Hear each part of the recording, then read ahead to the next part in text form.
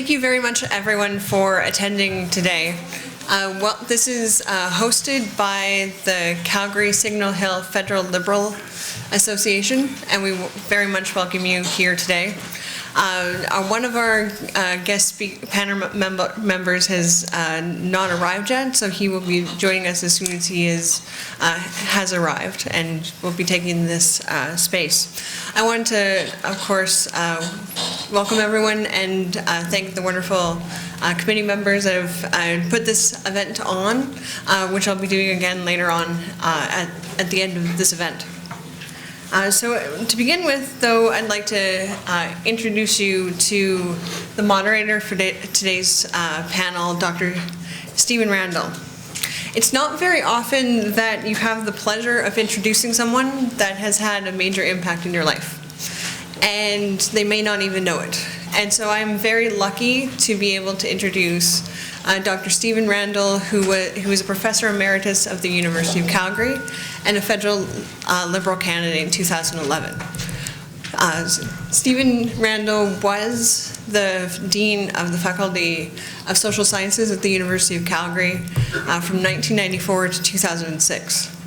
I had the very distinguished pleasure of being able to be a student rep for him from 1998 to 2000, and I can truly say that I am the person that I am today because of being able to watch him moderate and actually work with the faculty members at the University of Calgary and with the students.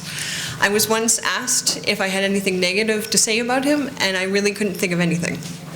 And I'll give you a couple of ideas. I actually didn't have any.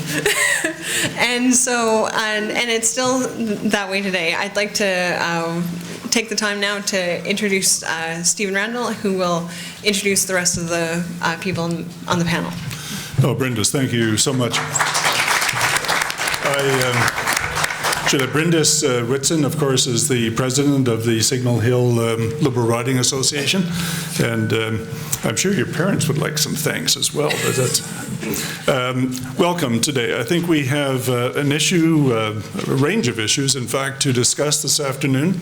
We're here to look and to hear the views of some of the panelists, but we're also very interested in hearing from members of the audience. And so the structure today is that each of our panelists, when they're all assembled, each of our panelists will speak for approximately 9 minutes, and that will be followed by each of them having a brief opportunity to respond to each other, and then we will open to questions and comments from the floor.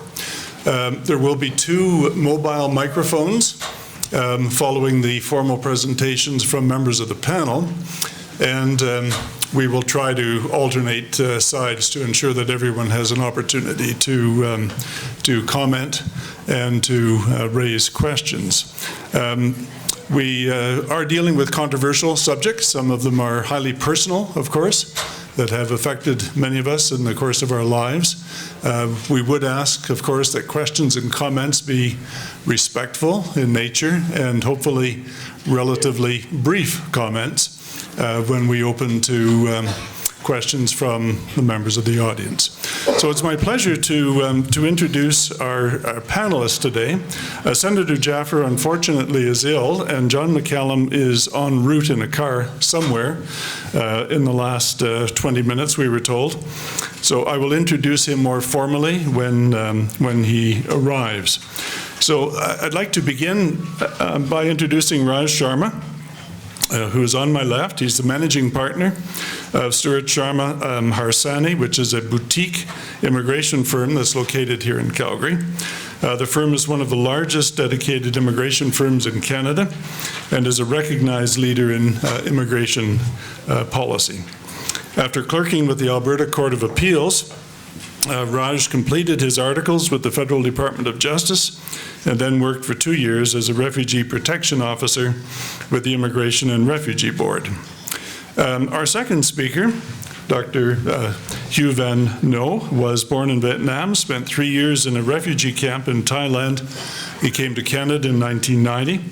He's an assistant professor at the University of Calgary in the Faculty of Social Work He is known as an advocate for diversity and inclusion, an adult educator.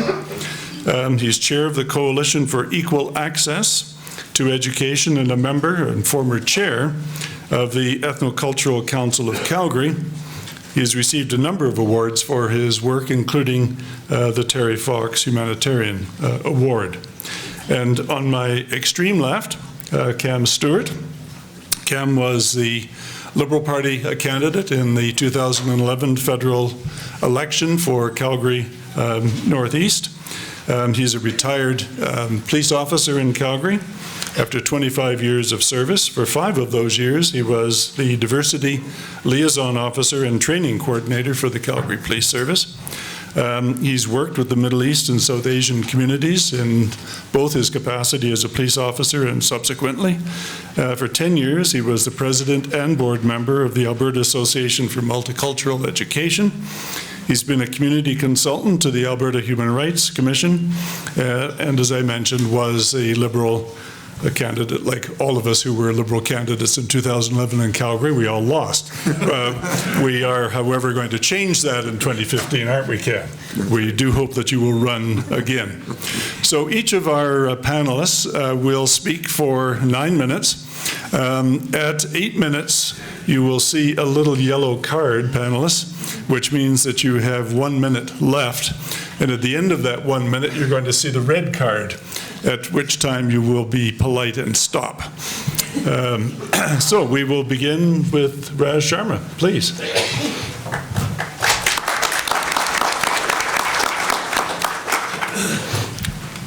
Thank you, and it's my pleasure to be here today to share some of my views on immigration.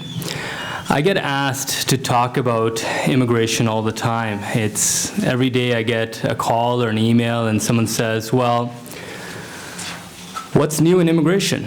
And it's whenever I get that question, I really don't know exactly how to respond because the answer is everything. There's been a sea change in immigration, and there's been a sea change in immigration partly due to the enervating sort of energy of Jason Kenney, which has been probably the most transformative Minister of Immigration in history, and partly due to shall we say, missteps by the opposition. So let's start with that. I worked at the Immigration and Refugee Board as a refugee protection officer in 2002 to 2004. 2002 was when the new act started, the Immigration and Refugee Protection Act. And in that capacity, of course, I worked with Mr. Michael Mbai, who's in the audience today, and Mr. Benjamin Irech, who used to be a former RPD member, who's right behind Mr. Mbai. And in that capacity, I got to understand this very new act. Now, you got to remember, the IRPA is a legislation passed by the Liberals. And the predecessor act, the Immigration Act, was also passed by the Liberals. And so the issues that have emanated or started since then, to some degree, were, I would say, immigration was neglected by the Liberals. And it was neglected by the Liberals because their theory was that immigrants will vote for them because they're the party of Pierre Elliott Trudeau. They're the party that did away with, brought in objectivity in terms of bringing immigrants to here. And that for whatever reason, immigrant communities think that the Liberal Party started family class reunification in Canada, and that's not the case. The reality is Brian Mulroney and the progressive Conservative government really heralded the spike in family class. But for whatever reason, the Liberals have been, they left it alone as is, and that, as we'll see during my discussion, has resulted in the sea change in immigration now. Because Jason Kenney wouldn't have had the opportunity to do what he's done without the sort of apathetic treatment of immigration by the Liberal Party. So let's start with the Conservative Party. What have they done? Well, what haven't they done might be a better question. So let's start in 2011. Unannounced, right after they win the majority government, they put a moratorium on the family class. So November 5th, 2011, they say, okay, no more family class. And we're not going to touch this for at least 2 years. No notice whatsoever, and not a whisper of it during the campaign where Jason Kenney effectively breaks Fortress Ontario, breaks the Liberal Party hold on the immigrant vote. And so he comes out and says, we're going to suspend family class. So he was able to, and so you look at this and you're like, this is remarkable. And how did this affect their hold on the immigrant community? Kenney was able to justify this because backlogs had grown to such a great degree. Now, there's a familiar pattern when you look at changes to or reforms to immigration. And reforms to immigration by this government are preceded by either a crisis or a manufactured crisis. So to handle the family class, they said, well, look, there's a massive backlog. It's taking 5-6 years to bring these individuals to Canada. And so, you know, and obviously this backlog grew under the Liberal government, which is also true. And so what they said is, okay, we're going to stop the family class, but we're going to give this expanded visitor visa to your parents and grandparents. And the expanded visitor visa is called the super visa, but the super visa is super only for the government of Canada. Because you need a medical insurance, first of all, for your parents. They need to pass a medical examination, of course. And obviously that visa is discretionary, can be canceled at the point that you do become medically inadmissible to Canada, which all of us will become medically inadmissible to Canada. After that, they handled the refugee reform. And watch out for the legislative titles of this government, because it's crazy. You got the Balanced Refugee Reform Act. There's nothing balanced about it.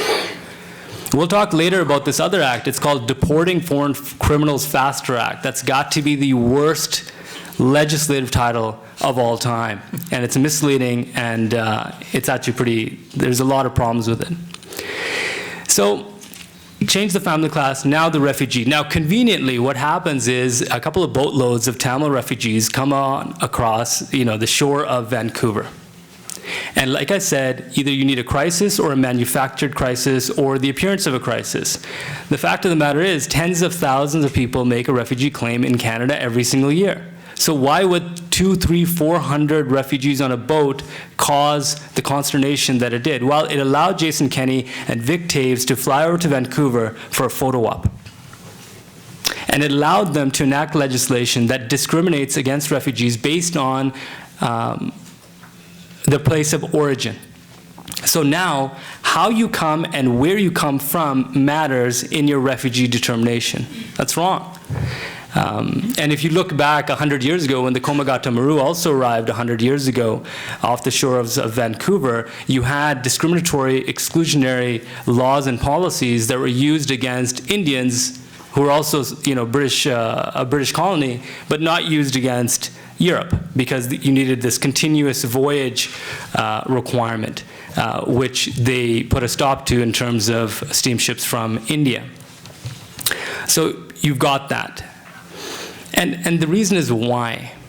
Everything that the government does and every reform that this government puts into place has at its heart two reasons. It's ideology and it's electioneering.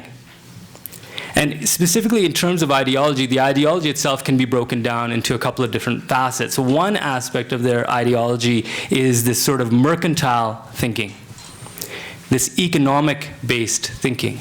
Parents and grandparents were simply costing us too much money because they're older, and they were going to cost us a couple $100,000 in terms of healthcare, and that's why that had to end. It's mercantile thinking. In terms of refugees, again, refugees don't add a lot to the bottom line. And so we needed to put in a chilling effect. So we've done a chilling effect, and so you see that chilling effect when they cut refugee health. And they said no more refugee health care,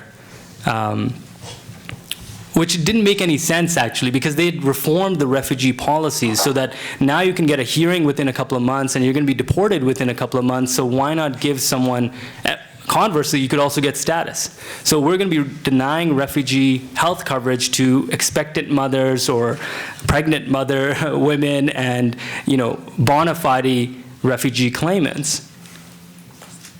Only then, later, they're going to get refugee status, and so we've denied them refugee or health coverage for no reason whatsoever. So that was punitive, and it's chilling, and it's remarkable what they do, because they put up billboards in Hungary and saying that, don't come to Canada, don't make refugee claims here. Kenny and Chris Alexander both talked about so-called bogus refugee claimants. And obviously they've got ESP or some sort of level of prognostication, because how can he know who's a bogus refugee claimant prior to a claim on the merits or a hearing on the merits? Kenny and I got into a bit of a dust-up over this one client from Calgary named Jackie Tran. And so Jackie Tran was this young man. He came from Vietnam at the age of 11 to Canada, and he had a criminal record, including a conviction for trafficking, and it resulted in 2 years less a day to be served in the community. For whatever reason, Jackie Tran really bothered Jason Kenney, because this vein started throbbing in his forehead, and he starts tweeting about this, and he's like, well, we need to be able to deport these people faster. And the reality is that Tran only did what he was allowed to do, which was appeal against his removal order on humanitarian and compassionate grounds. And he lost, and he challenged at the federal court, and he lost, and he got deported back to Vietnam. That's called due process. But that's not something that Jason Kenney really likes, because it interferes with his ideology. So what we got in the wake of Jackie Tran was this law called Deporting Foreign Criminals Faster Act. Now here's a problem. You don't make a law of general application based on outliers. Hard cases make bad law. You don't make a law that, that's applicable to 99.9% of permanent residents based on the most famous gangster of Calgary. You don't do it, because it just doesn't work. You're going to get a miscarriage of justice. But those details don't seem to bother Mr. Kenney. There's so much to discuss and so little time. We can move on to citizenship. Citizenship, the reform of the Citizenship Act is mercantile thinking at its very, very best. We're going to make Canadian citizenship more valuable. Well, how do we make something more valuable? Well, you make it scarce. You make it harder to get, and you make it easier to lose. And those things work with commodities and precious metals. And now this mercantile government is applying that to the concept of citizenship. Now again, they were able to address citizenship or deal with citizenship reform. Why? Well, because the Liberal government didn't deal with it. The definition of residency under the Citizenship Act wasn't defined. People were getting citizenship in Canada even though they were only here for like a few weeks, because the Citizenship Act doesn't define residency in Canada. And so the federal court was then caught, and the federal court had these 3 lines of cases as to how to deal with someone who actually hasn't been in Canada for 3 years out of 4, which was the requirement. So the Liberal Party never dealt with this, even though the federal government was pleading, please define physical residency, please define residency for the purpose of this act. So the Liberals left it alone. Well, Jason Kenney dealt with it. And he dealt with that vacuum. And he said, you know what, we're going to define physical residency. It's 2 feet on the ground, 4 years out of 6, 180 days minimum per year. And had the Conservative government stopped there, it would have been fine. But what they've done is they've allowed this sort of concept as to citizenship and what is citizenship. And so Chris Alexander talks about citizenship not being an inalienable right. And Rex Murphy talks about, well, revoking citizenship is the same as disbarring a lawyer. But these are false analogies. There's no charter right to being a professional or being a lawyer. So citizenship now is citizenship based on good behavior. Doesn't matter if you're born here or not born here. If you're born here and you're a dual citizen and you get convicted of a terrorism-like offense, your citizenship can be stripped. So a couple of problems arise from here. Number one, if you're a terrorist and you're dual national and you're planning on committing a terrorist activity outside Canada, you would have to have the room temperature of IQ not to renounce your other citizenship. So if that's the case, that's stupid. That won't stop anything. This act has no teeth. On the other hand, this legislation can be used against individuals like CBC's Mohammed Fahmy, who is a dual national and has been convicted in Egypt for a terrorism-related offense and has been sentenced to more than 5 years. So either this law is ineffective, or this law is so badly written that innocent individuals are going to have their citizenship stripped. You don't make laws based on hope and prayer. So, and again, this is all ideologically driven, not empirically evidence-based decision-making. And we're here probably in part because the liberals kind of let this stuff slide. So those are my thoughts on immigration. Raj, thank you very much for a very specific and very detailed presentation. I think you've provided us with a very good beginning to the discussion. We'll turn then to our second speaker, which is Dr. Hugh Van Nu, please.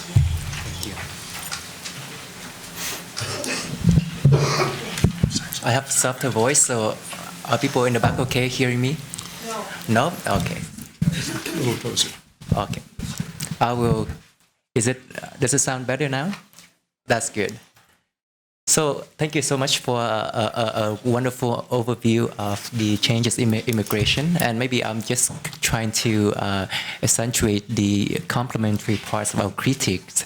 So I'm going to bring the perspective of lived experiences as well as the analysis from the community side, and also reminders of the ethics of immigration. So I'm a child of the 90s, so I came here with my family as a refugee. I was sponsored by a kind housekeeper working in downtown, working with a church to bring us here. We were well supported in the middle of the winter. We were helped to find work, regular school, and when things got tough, they stepped in to help out. So our story of one thing they didn't do really well was they give me a hamburger of food with a box of spaghetti without telling how to cook. So I ended up stir-fried and wondering why Canadians have such strong teeth, right? But those were the kind of story that we had from people in the 90s, that we came here with lots of hope and we felt accepted. The communities were there for us, and that we had a desire to work hard, to earn our living, to bring our family here to be reunited again. My mom joined us in 1996 after we became Canadian citizens, and has since taken care over 10 kids in the neighborhood, and I think in her own way have made a lot of contributions to this country, even though she's a senior. And now the kind of story that I often run into like this. My friend just came from the Philippines. He's working as a temporary worker at a local food chain. His shift starts at 2 a.m. and he rarely has time off. And last May, his mother died of cancer, and he had to make a choice whether he would go home to pay respect to his mom and not knowing whether he could come back to Canada, or he just stay here and moans quietly. And he chose the latter, and he slipped into the dark hours by himself. So I also said goodbyes to my friends who went back to Colombia, to Mexico. They came here as surgeons, as chemists, as physicists, as mathematicians, and the best they could have done here was to work as lab technician, sometime volunteer, sometime as a daycare worker. And they left this illusion about our country. So something happened in our immigration in a way that have changed the way lives have happened. And I think this is maybe where we can connect the dots in the politics lay out in a community and how they affect the people who actually living it. And I think it's really remind us that we cannot take for granted the way that things have shifted in this country. And the Ethnoculture Council of Calgary has done a fantastic job tracking the changes in the immigration policy since 2008. And I would encourage you to visit the website and have a looking at the details of the changes in a very plain language, easy understanding way for people to appreciate what's happening to Canada. We have seen more ministerial instruction and omnibus budget bill that have taken over the consultation with the public, discussion papers or federal committee hearings. We have seen fewer permanent residents and more temporary foreign workers. In 2000, we have roughly over 200 permanent residents and about 61,000 foreign workers in Canada. In 2012, our permanent residents grew only 13% to about 258,000, and the numbers of foreign workers increased by 350%, of a total of 278,000 foreign workers in Canada. We have seen the federal skilled workers program to be more stringent with a narrow focus on qualified occupations, refers Canadian experience, and then put on the cap, the age discrimination for, we call it reference. So it's between 18 and 35 to be the refer age. Welcome, folks. Come in. Closer to your mouth. Sure. It's very difficult, very new. Thank you, ma'am. There's still a few seats scattered on this side.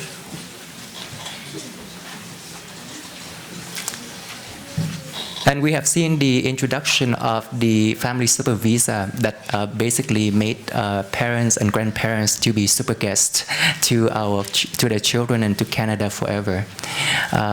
And in my time, refugees made up about 22% of permanent residents, and by 2012, we had only about 9% refugees. And things got harder for certain categories of refugees to access the basic health services. And then we expect people more in terms of their qualification to pass the test for citizenship, and yet the LINK program basically give people only about 1,200 hours of instruction. And again, BC 43 make it faster to remove criminals who were sentenced for 6 months or more, but this means that it's easy also to move people who may just simply stealing small things.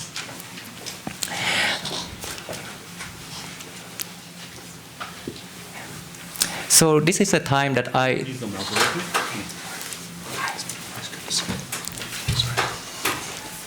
Please welcome. So we have seen the changes from the way decisions made in terms of using more ministerial discretion.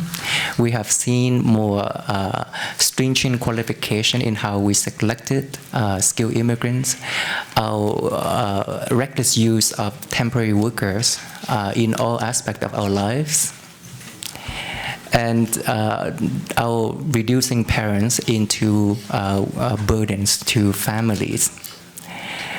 So this is time for us to really start asking questions about the ethics of immigration.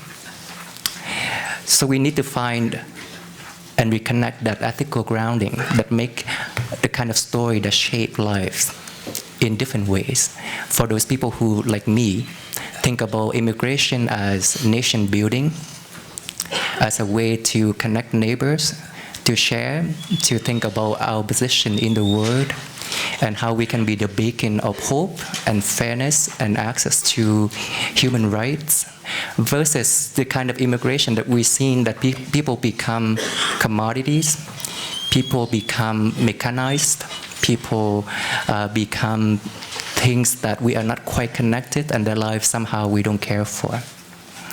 So I think this is time for us to remind that it's no longer just the politics of immigration, the way that our shaman have laid out really well is, I think Canadians are too smart to let people to play politics with lives that affect the way that they live and their neighbors live. but to remind of the ethical grounding of why we have this nation-building spirit that have made us very far in the global stage. And every time we play with ideology, we risk of undermining our presence in the stage, in the world stage. And we need to think ahead because we cannot afford to be looked at as a nation that's going backward, that the history that we have done now repeating again in exploiting people. We have to correct the wrongs, just don't do more wrongs. So immigration, in my view, have to lead to citizenship. We cannot just bring people here and make them work for us. It's wrong for me to bring somebody to come here who leaves the children in the Philippines for someone else to take care of, and then I'm thinking it's acceptable for me to pay them to work for me, and then after 4 years send him back to the Philippines. That's ethically wrong, and that's not Canadian. So we have to make sure that all people come here to contribute, eventually leading to the path of becoming citizens. That we have to use temporary workers with care, not recklessness. And it's the same politician who make decision to encourage companies to bring more people in are now backtracking, talking about defending the vulnerable. It's not true. They were forefront, asking big companies to bring people over here, knowing that there are consequences when we don't protect people. Time here. So we need to be to ask our politicians to be more accountable to their decision making. The overuse of ministerial discretion compromise our commitment to democracy. So we have to ask for transparency, more public consultation, more hearing, more debates in ways that inform our decision. So I guess my invitation to you folks is to think about the lives that you interact, the kind of stories that you want to tell about Canada and the people coming here, and then ask our decision makers see through the politics that they are laying out in front of you, and asking for accountability, asking for thoughtfulness, and mostly asking for ethics, because this is the time that we have to ask for this. Thank you.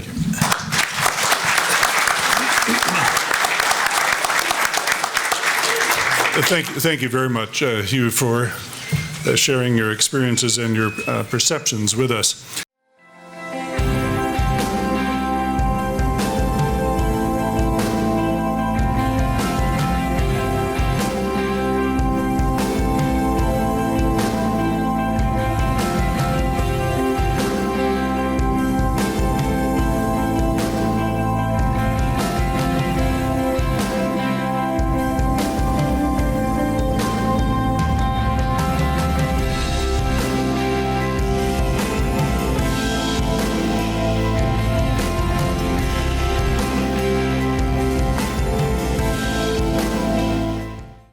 The timing could not be better. The Honourable John McCallum has arrived, and it's my pleasure to introduce him. Have you caught your breath? I have. Good. John McCallum is the Liberal Member of Parliament, has been since the 2000 election. He currently represents Markham, Unionville. He previously filled the posts of Secretary of State, International Financial Institutions, Minister of National Defence, Minister of Veterans Affairs, and cabinets of governments of John Chrétien and Paul Martin, respectively. He's a member of the Queen's Privy Council for Canada. Before entering politics, he held a number of academic appointments. In fact, was my colleague at McGill many years ago. In fact, I was involved in bringing you to the university, if you recall, when the economics department went into trusteeship. Yes. I'm glad I went there. He was senior vice president and chief economist of the Royal Bank of Canada before he entered politics. So it's our pleasure to welcome the first and only politician on the panel, John. Thank you very much. I've just heard what politicians ought to do, so I'll try to live up to that. I'm glad to see so many of you here. My apologies for being late. Of all the times when a GPS didn't work, being in Calgary with no idea of where this university is was not the best. but I managed to find someone in a gas station who set me on the right track, and so here I am. And I'm delighted to be here. I have 10 minutes, so I would like to focus on two major themes. One would be the economics of immigration, and second would be the point that I think we have to greet newcomers with a smile and not a scowl. And I'll explain shortly what I mean by that. But as has been said, we need immigrants. We really do need immigrants. We have always needed immigrants. We are a country of immigrants. We are, all of us in this room, immigrants. Maybe recently, maybe a couple of generations ago, but we are immigrants. Our country was built by immigrants. And with the aging population, not enough Canadian babies being born, we need immigrants even more than ever. And so that is my point number one. So we have to welcome newcomers with a smile, not a scowl, and we have to compete with other countries like UK, Australia, US, who also face aging competition, and we are in competition with them for immigrants from countries around the world, which means we should be nice to them, not just because it's nice to be nice, but if we're not nice, they won't come here. They'll go to Australia or US or UK, and we want them here. So that's my first point. And on the economic side, I believe that immigration is good for economic growth, for jobs, and for middle-class Canadian families, providing it is managed right. And recently we've had some problems, some crises with temporary foreign workers, so let me say a little bit about that. First of all, the crisis arose in part because the government went crazy, ballooning the number of temporary foreign workers to the point where there were almost as many temporary foreign workers coming into Canada each year as there were permanent residents. So we were in danger of becoming not a nation of citizen immigrants, which is what we want, but a nation of guest worker immigrants who come for a year or two and then leave. So the first point on this is that we have to make sure that Canadians are given the first opportunity for jobs. That has not always been the case in recent years vis-a-vis temporary foreign workers. We must also make sure that those employers who would abuse the system and exploit temporary foreign workers are punished for it. And I think I say this with the agreement of the vast majority of employers who are people who abide by the rules, and a few bad apples makes all of them look bad, so we have to crack down on that. We also have to make sure that these temporary foreign workers in non-seasonal jobs have pathways to permanent residence. I just said we want citizen immigrants, not guest worker immigrants. We'll need some of those, but mainly citizen immigrants, and so they should have pathways to permanent residence if that is what they desire. Moreover, Canada needs people with skills of all different kinds. Canada was not built by PhDs alone, so we should welcome people with a broad variety of skills to come into this permanent residence path. So having said all that, there's been some controversy in Alberta because Alberta is not the same as everywhere else in various ways, but partly because you have acute labor shortages. You are booming more than most other provinces, perhaps more than any other province. And so as Justin Trudeau, my leader, has said, we can't have a policy where we believe that one size fits all, as if every region in Canada is identical, as if every industry in Canada is identical, when it is not. So I think we have to be more flexible in the application of the rules, given that Canadians get first crack at the jobs, given that abusers are punished, given that we have pathways to permanent residence, then we have to be more flexible in certain parts of Alberta where companies literally, having looked everywhere for Canadians, can't find them. They need the labor or else their businesses may shut down. So I think a greater amount of flexibility is called for than has been in evidence in recent months. Let me now turn to my second theme, which is that we must welcome newcomers with a smile. This applies to family reunification. It also applies to the new Citizenship Act. I believe that it is good to welcome family members, not just for the sake of the families, but also for Canada's own economic interests. I have just said that we are competing with other countries for immigrants. So if you are a person, let's say from India or China or wherever, and you can go to Canada or Australia or US, and one country says, bring your wife and your children and maybe even your parents, and the other country says, come alone or wait for 8 years, where do you think you're gonna go? You're gonna go to the more welcoming country.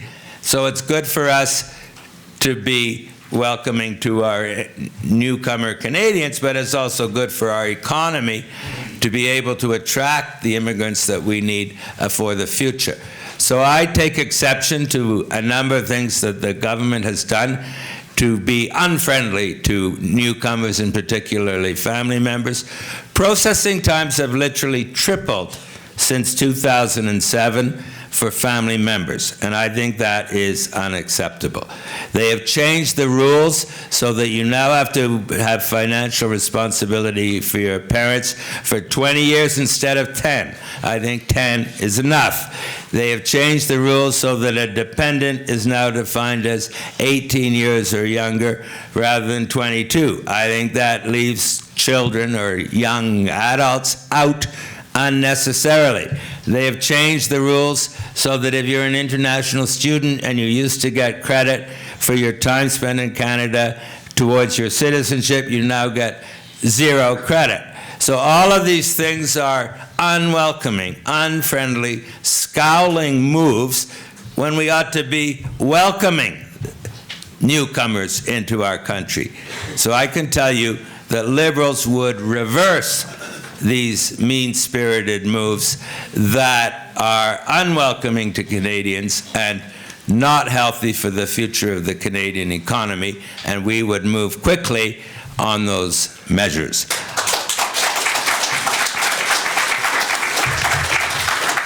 The immigration bill is in a similar spirit. More and more barriers to become a Canadian citizen. Why erect those barriers? We want people to become citizens. So why have double the time now for processing? It used to be, I think, 16 months, and now it's 32 months or something of that nature. And why do we take away the credit for international students? And why do we say people have to live 180 days a year in the country, even if they work for a Canadian company that wants them to work in the US or UK? And why do we suddenly impose strict language tests on older permanent residents?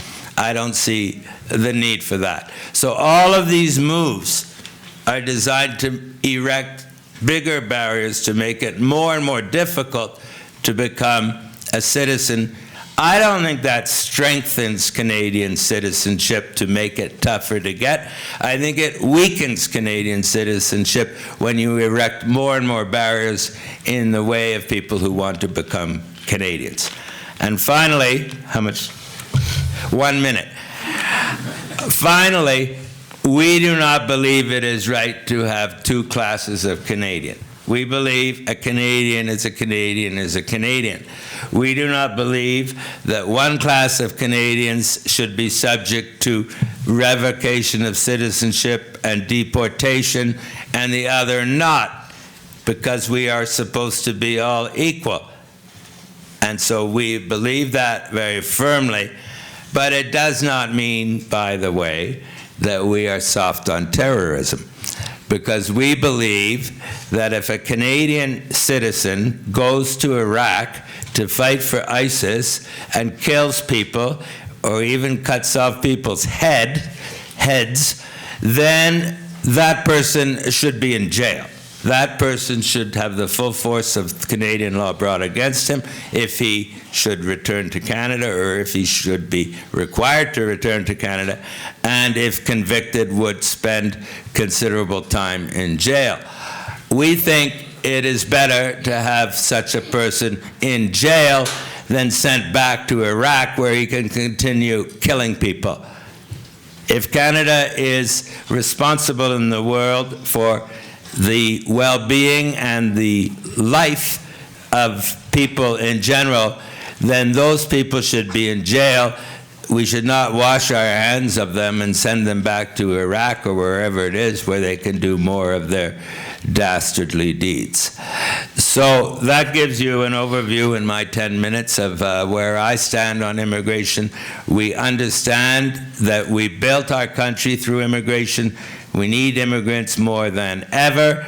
We have to seek them out. We have to court them. We have to be friendly with them. We have to make them want to come here. We have to make it relatively easy for them to become citizens, and we have to welcome family members, and we have to work very hard to increase the immigrants who will be needed more than ever to do the work. Not that we don't want to do the work, but we're getting older, so we have relatively fewer who are physically able to do the work, and immigrants will be an absolutely critical part of our future, and so we should court them and welcome them with open arms. Thank you. Thank you very much, Mr. McCallum, for outlining both your own personal philosophy and also that of the Liberal Party of Canada and of Justin Trudeau. Hopefully the two usually go together. Indeed. Thank you. Our final speaker on the panel, and there will be an opportunity for each of the panelists to make brief additional comments at the end, is Cam Stewart, who I introduced earlier. Cam, please. Great, thank you. I want to first acknowledge that we are here on traditional lands, Treaty 7, and that's important to know because we are all immigrants. As one of the First Nations chiefs one time said when he was asked, "What's your view on immigration?" and he said, "You better watch out who you let in because we didn't." We are all immigrants to this country, besides the First Nations people, we've come in waves. We've come in spurts and starts and waves, and a lot of us who are working in the community have seen that. Those people and our peoples who have come here, they do have an impact on us, and one of the issues that I wanted to talk about, because a lot of the other trends and issues that have happened here, that we've talked about here, is what is the impact of newcomers coming here, especially when existing Canadians don't know who's coming. There's a real challenge for that. Right now in Lethbridge, there's 1,200 Bhutanese in Lethbridge that is causing challenges for the Lethbridge community to work with. It's not that they don't want to be welcoming, but it is a challenge. My travels across this province, everybody realizes that we need new immigrants, that we want new immigrants. The challenge is when you only have one order of government. I want to thank MLA Darshan Kang here for coming, and we need all levels of government to be at the table, all citizens to be at the table and know what's happening in immigration. One of the problems I see with this upcoming policy based on economics is the only one who's going to know who's coming on immigration are going to be employers. They're going to be posting up jobs on the website, and they're going to know who's coming. But the communities, the churches, the faith communities, the municipalities, the social service agencies, how do they address it? It is a challenge when all of a sudden you get into a high school or an elementary school when you get 10 or 20 more ESL learners than you had budgeted for, because it puts a strain on the rest of your education. It is a challenge for the healthcare system, for the law enforcement system. for the social services that are there. It is not a difficult challenge that they can overcome, but it is something that again, when only one order of government is making the rules and not necessarily talking and communicating with other orders of governments, except for, as I said, with business, because that's what's going on, is that it is strictly a business relationship, a manpower, and as you mentioned earlier, that how can we be welcoming to the newcomers? And it is by working together and understanding it. I think we have to equate myths and realities and understand what's going on really in the community. One of the myths are, the fact that parents and grandparents don't add anything to the community, don't add any value back. But I think, as Hugh Van Noe said, and even my mother-in-law, comes from Colombia, the work, the effort that she puts in the family allows the rest of the family to prosper, to be stronger, and I think that is something that has not been analyzed. This current government, and I mean that's why I ran in the last federal election, is because it is on ideology. It is not on stats. It is not facts. I think if we looked at the value added of parents and grandparents, you would see the dollar value being much more having them than not having them. One of the things, too, I think, is with this policy of family reunification, it disproportionately affects people from collective cultures. So when you get people from South Asia, from the African subcontinent, Latin America, who they work in a collective culture, and if they can't be with their family, that is a huge loss in that family. If they can't be with their 20-year-old son or their 60 or 50-year-old grandparent, that is a huge burden for them not to have their family with them as they grow. And it disproportionately affects those where cultures like ours, in North America, European cultures, where it's very individualistic, there's not that connection as much as there's in those other areas. The same thing, looking at temporary foreign workers, again, if you look on the stats, it's been known for 20 years, since I've been working with immigrants in the immigrant sector, it's been known for 20 years that we have a workforce problem in our province, in our country. It has been identified, and all the politicians know it. They've known it for a long time. So this idea of temporary foreign workers, it shouldn't be. If we know we have a workforce problem, let's get those temporary foreign workers permanent. They are already on a subclass.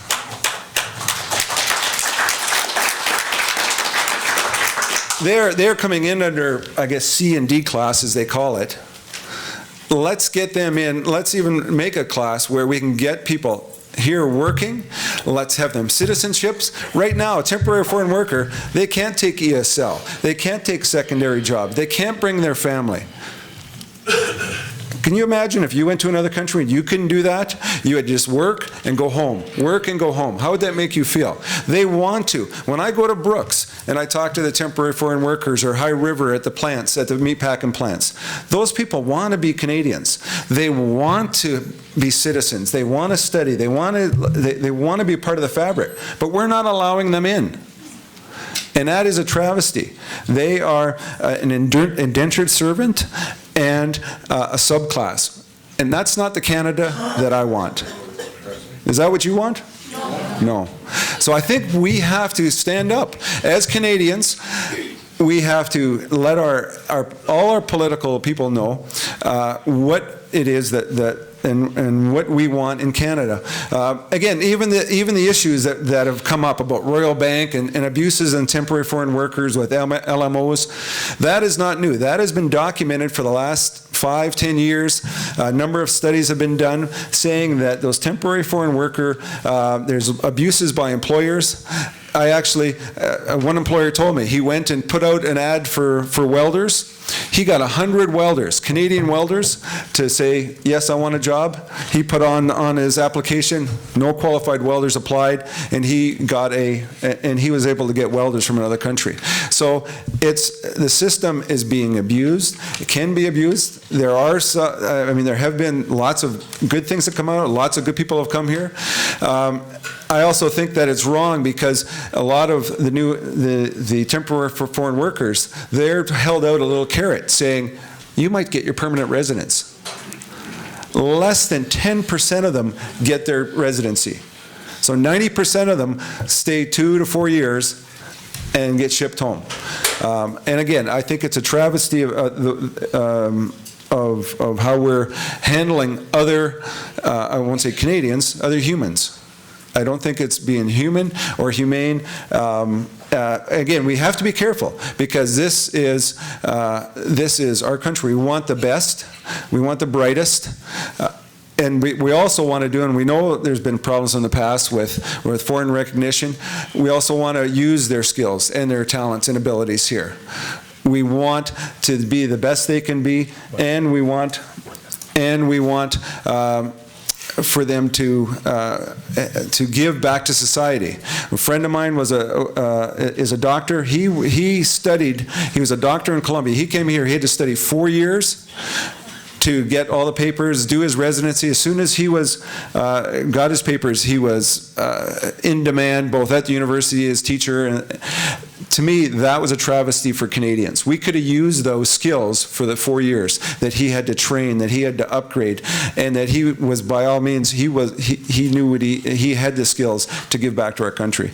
So I think that in closing, I want to challenge you that immigration is not just a governance problem. It is a governance problem, especially when the current thing, when the minister has total discretion on who stays, who doesn't, and how I want to change, how I want to change the law tomorrow and the next day, and who I want to let in and who I don't want to let in.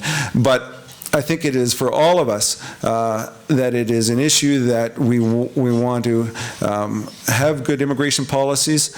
We want to help newcomers to come here, and that may be bringing food over for them, inviting them into your house. And we want to advocate and understand the rules. There's a bunch of new rules coming in, as we know, but we need to really support those rules as they go along, and those people to be full Canadians. Now, even the Canadian citizenship, they have to be here, I think it's 4 years now, to even be there, to be a citizen. So, I mean, the bar is just getting further and further for people to, get here and then to hold their hand and say, oh, Canada, this is my land. Thank you.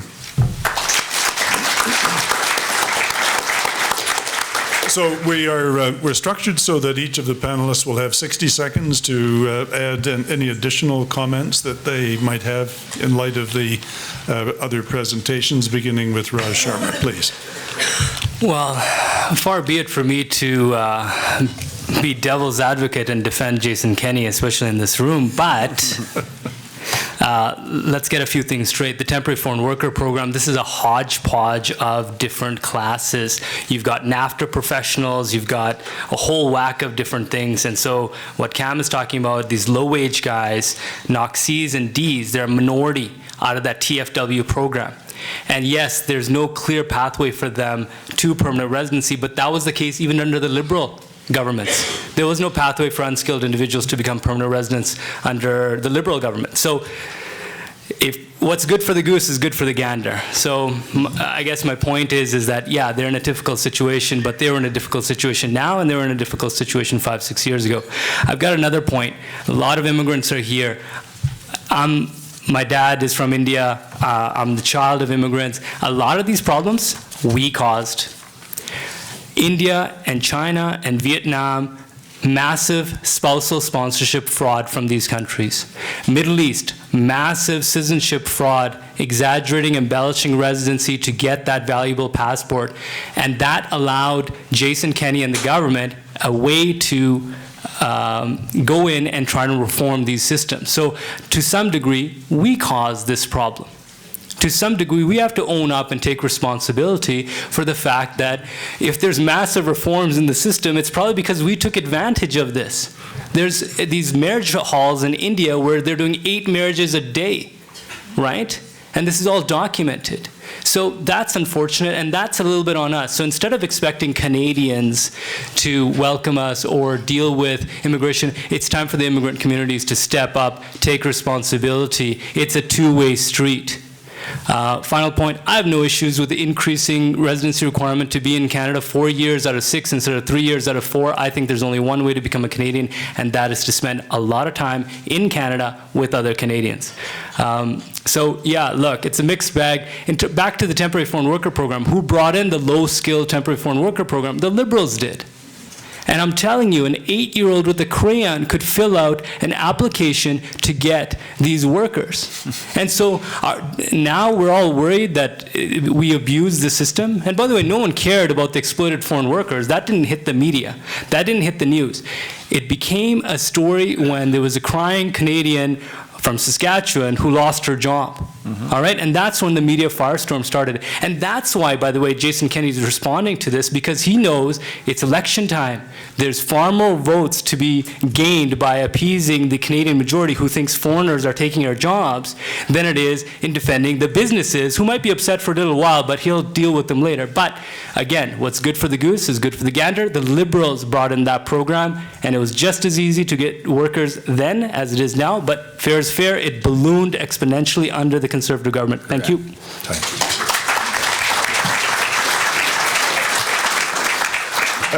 Hugh, any additional comments? Pull the mic in.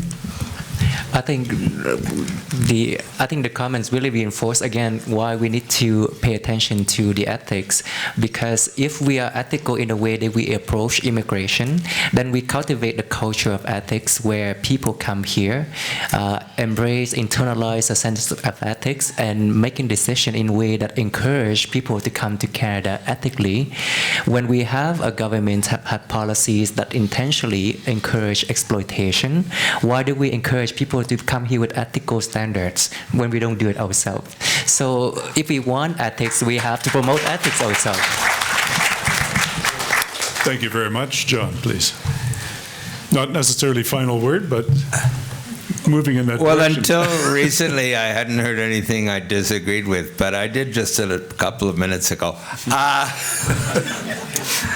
Yes, the Liberals brought in the low-skilled program, and the Liberals are not ashamed of that whatsoever. Things evolve. We did not have a pathway to permanent residence for those people at that time. It wasn't really an issue now. But now, after the Conservatives have ballooned the numbers, I am saying that we want pathways to permanent residence for people of all skills. That is what I am saying. That is what Liberals are saying. And I don't know how you can defend Jason Kenney, who suddenly went from being the great enabler, everybody come in, and the numbers soared to the point where there were as many temporary ones as permanent, just about. And now he's gone opposite, the great enforcer.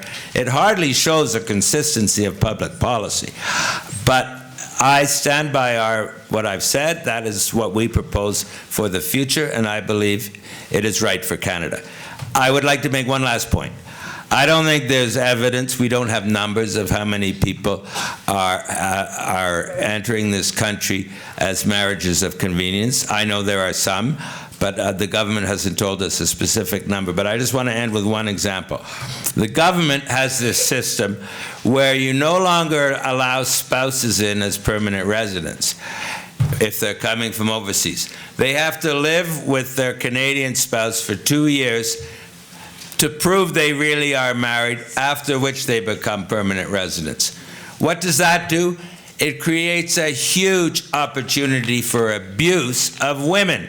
And we heard that from every group when we were in Ottawa, because if you're a woman coming in, you're not a permanent resident, you're with your husband. If your husband starts to abuse you, what do? You can't complain, or you get deported back to your country. It sets up a huge imbalance of power, which to us is unacceptable. So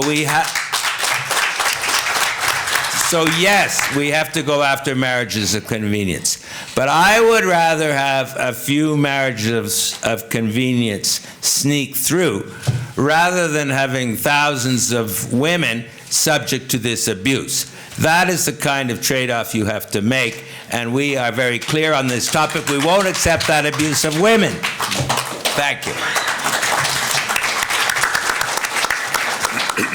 Well, thank you to all of our panelists, and you've been a very patient as well as appreciative audience at times, so thank you very much for that. And we will now open to questions. We have two people with microphones. Tamara? This extra minute.